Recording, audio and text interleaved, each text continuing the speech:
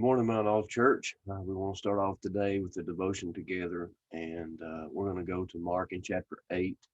Yesterday, I was talking in our sermon on Matthew, and the topic was following Christ. And there was a point there that said sometimes following Christ means going where you never expected or to go or said you wouldn't go, and doing that which you never expected you would do or said you wouldn't do. And so this morning there was a scripture in there in that point. And this morning I want to talk about that scripture just for a minute. It's a good daily scripture and daily reminder.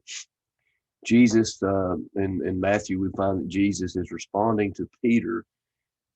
Jesus has just told his disciples that he's going to go to the cross and die, that he's going to rise again. And Peter says, "No way," and constraint kind of, grabs a hold of him and says, "We would never let you," so to speak. And then Jesus follows up with this. He calls his people together and his disciples, and he says to them, "Whomsoever wants to come after me, wants to follow me, wants to be with me, wants to live with me daily, let him deny himself. Let him deny himself and take up his cross and follow me." That's a powerful statement. And so, what he's saying here, if you look at this scripture, if we're going to be true followers of Christ, then we have to take up our cross. Now, this taking up our cross is not, as many would say, it's our burden to carry. No, Jesus said, "Come unto me, all you that are burdened and heavy laden, I'll give you rest." That's not what he's talking about. The cross was a symbol of death. It was a symbol of a shameful death of persecution. And so when a man would carry his cross, he was essentially a dead man. And so when he says take up his cross, and so they seen that, they understood when he said take up your cross. Now this was a hard saying.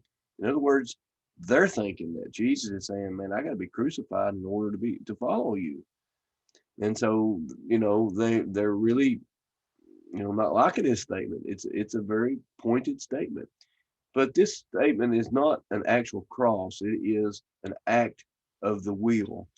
To take up one's cross is explained in the verse, is to deny themselves, to be willing to die in order to follow Christ internally, willing to die to self, a call to absolute surrender, to renounce all self-dependence, all self-interest, and all self-pursuits today, or anything else that brings you to a place that is contrary to God's will and God's purpose for your life. There's many of those things out there.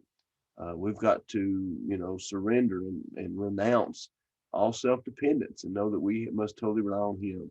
All self-interest that takes you walking away from God instead of moving ever closer to Him, and that takes daily evaluation. And all self-pursuits, passions, and things that we really want in ourselves, but are not healthy spiritually. And so that's what He says. If you're going to be a disciple, a follower of Christ, right, we must come after Him and deny ourselves and take up our cross and follow Him. I'm reminded of the story that brings this into perspective of the minister.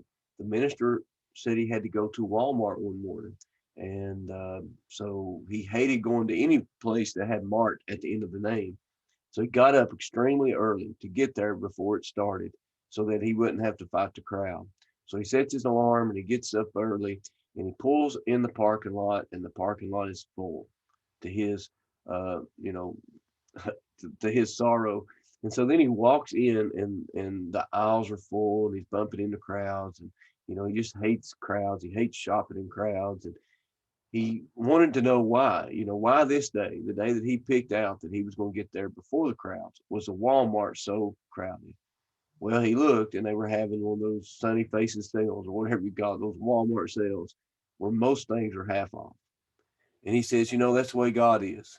A lot of people wants God when He costs nothing. A lot of people wants God when God's on sale, when God comes at a cheap price. But when God comes at a full price, when following Christ comes at the full price, when following Christ comes at a price that maybe is not convenient to us, then the parking lot's empty. There's not too many people ready to sign up for that. So the question for us this morning, to go and do what we never thought or expected or said we would not go and do. The question for us this morning is, have you died today? Have you died today? Have you died to yourself and said, God, you're the pilot.